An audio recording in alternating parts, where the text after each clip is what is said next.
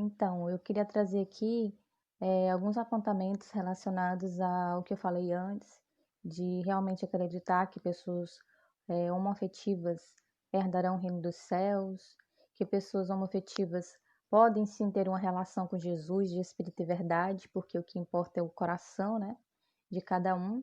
E eu fiz aqui algumas anotações para que eu contextualizasse este meu pensamento, né?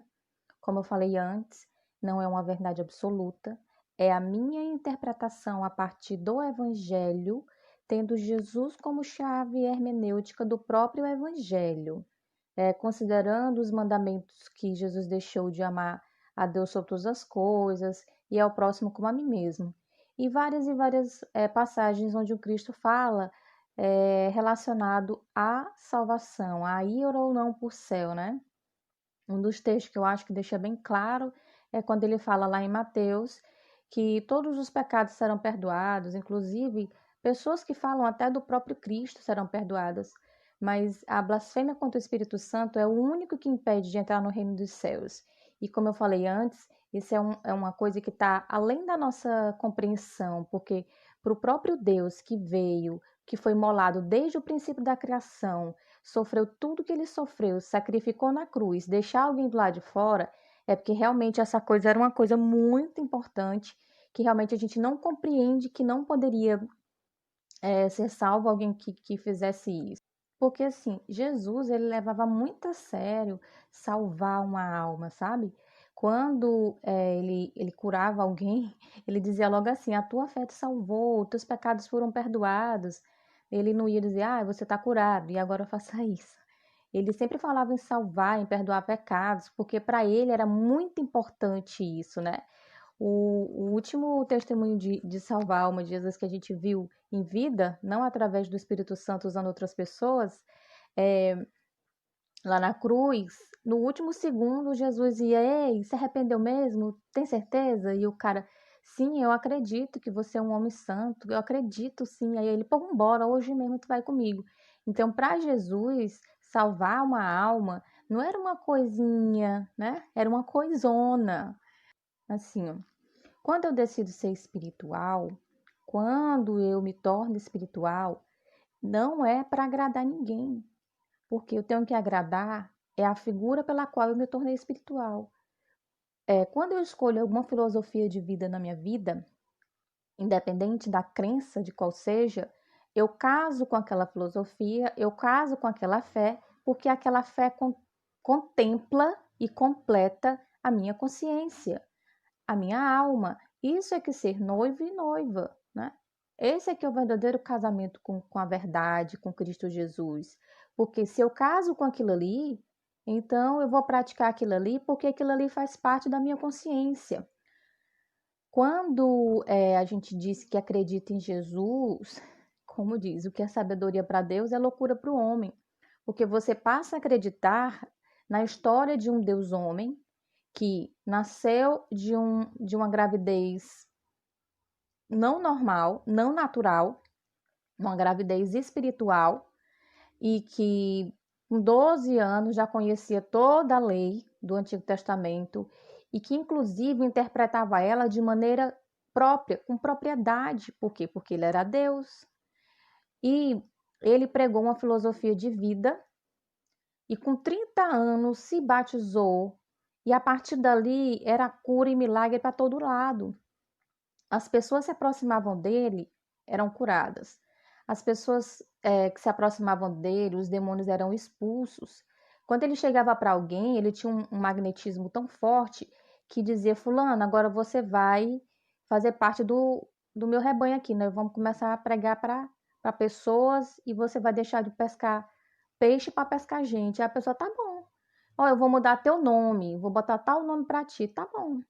Então, Jesus, ele era um ser espiritual de verdade para quem crê nisso, porque para quem não crê, é coisa de doido, minha gente, acreditar nisso, né?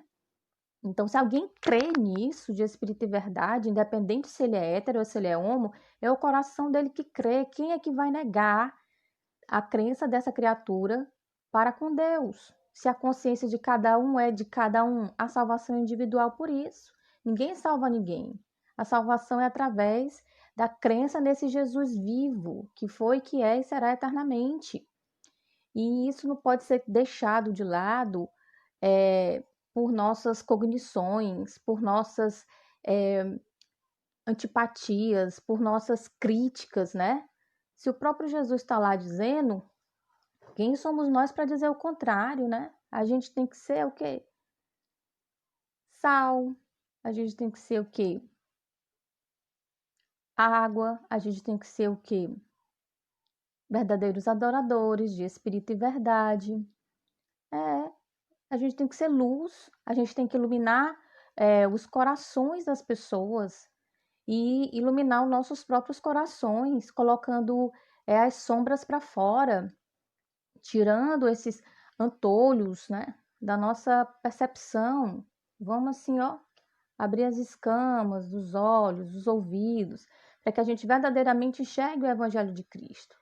Estou dizendo que eu tenho uma visão perfeita e certa? Não, eu só estou aqui dizendo que Jesus é muito mais além do que lei, do que costume, do que cultura.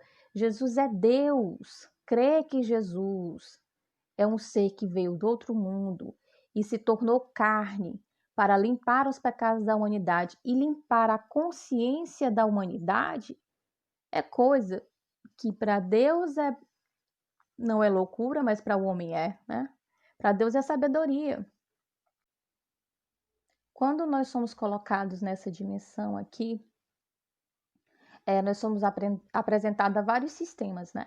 O sistema familiar, o sistema financeiro de trabalho, o sistema religioso, esse sistema emocional de relacionamentos. E aí a gente vai se construindo, e várias coisas fazem parte da nossa vida, da nossa mente. E aí, quando você, de alguma maneira, consegue ter um relacionamento espiritual com um Deus que para você é um Deus de verdade, aquilo ali é que importa. Porque a partir do momento em que sua mente se liga a algo que é espiritual para você, é aquilo ali que vai fazer com que a tua mente se expanda em relação àquilo ali. É a tua semente que vai ser germinada a partir daquela fé. Então, se tudo que te constituiu na tua mente, na tua consciência, no teu ego, nos teus sentidos, nas tuas emoções, em tudo que há em ti, te contempla de tal forma e Cristo, quando casa contigo, não te condena no teu coração, então pronto, deixa que seja assim, porque Deus conhece os nossos corações.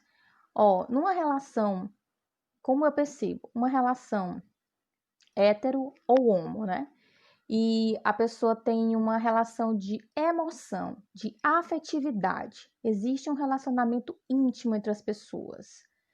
Aquilo ali é o que vai gerar aquela pessoa a ter esse relacionamento que a gente chama de sentimental, né? De parceiro, de parceria, para que se desenvolva todos os outros sistemas. Porque às vezes, por prisões cognitivas, por prisões de comportamentos e críticas e medos e anseios, as pessoas se prendem às vezes em relações que nem estão à vontade, que nem é o que elas querem. E aí elas forçam de um jeito, mas Deus que conhece a consciência dela, conhece o coração, conhece a mente, sabe que a pessoa não está bem, sabe que a pessoa não está feliz. E aquela árvore nem produz fruto porque ela tem tanta mágoa, tanta raiva, tanto ódio de si mesmo por ser de uma forma e achar que tem que ser de outra. E o coração dela cheio de angústia, porque o coração só fala do que a boca está, a boca só fala do que o coração está cheio. E como é que alguém vai falar de amor se dentro dela tem tanta mágoa? E muitas vezes as pessoas transferem essa raiva e essa mágoa para Deus. Meu Deus, Deus lá fez tudo que podia, mandou o filho dele veio, fez tudo que podia, tá aí sendo o limpador eterno dos nossos pecados, pela misericórdia e pela graça, independente se a gente faz uma coisa ou não, tudo é pela graça e pela misericórdia, não tem essa de merecimento. E aí a pessoa se prende numa situação porque tem medo do julgo alheio, tem medo do próprio julgo que tem na consciência dela. Meu Deus, Deus conhece a tua mente, o teu coração, a tua alma.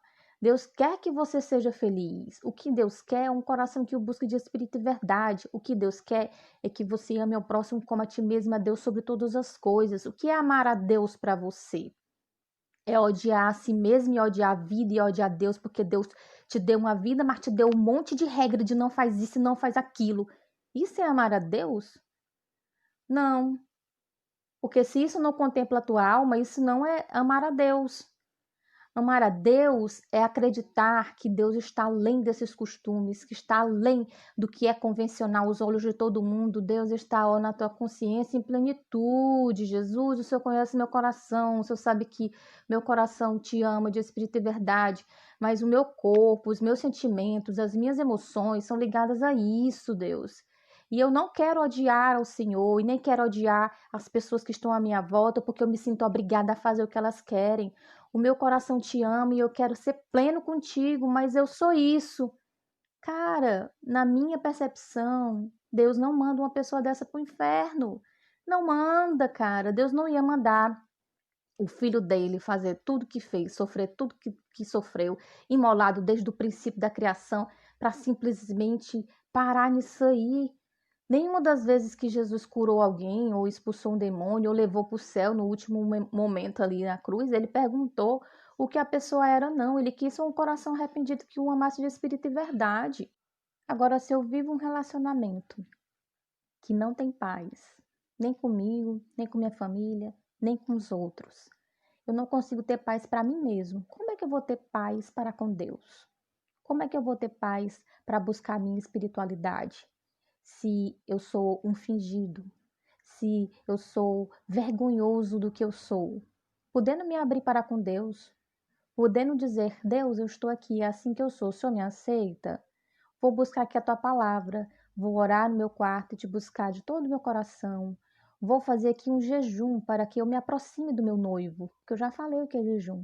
Quando Jesus explica jejum para os discípulos, ele deixa claro. Não fazem agora porque o noivo ainda está aqui, mas quando o noivo não estiver, eles vão fazer para se aproximar do noivo, né? Para buscar em Deus uma resposta. Ninguém precisa de um sacerdote para lhe explicar a palavra, não. Todos nós temos o sumo sacerdote através de Jesus aqui, o Espírito Santo. Então, como um relacionamento que não tem paz vai causar paz no seu coração? E muitas vezes faz a pessoa se afastar de Deus. Quantas pessoas não já se suicidaram por causa disso aí? Por causa desse pensamento de que isso é digno do inferno e é vergonhoso, não é digno de Deus, não é digno dos céus. Como será que o coração dessa pessoa estava em relação a toda a negação de Deus para com ela? E a contribuição que muitas pessoas tiveram em relação a isso, né? Porque quem veio para matar, roubar e destruir não foi Deus.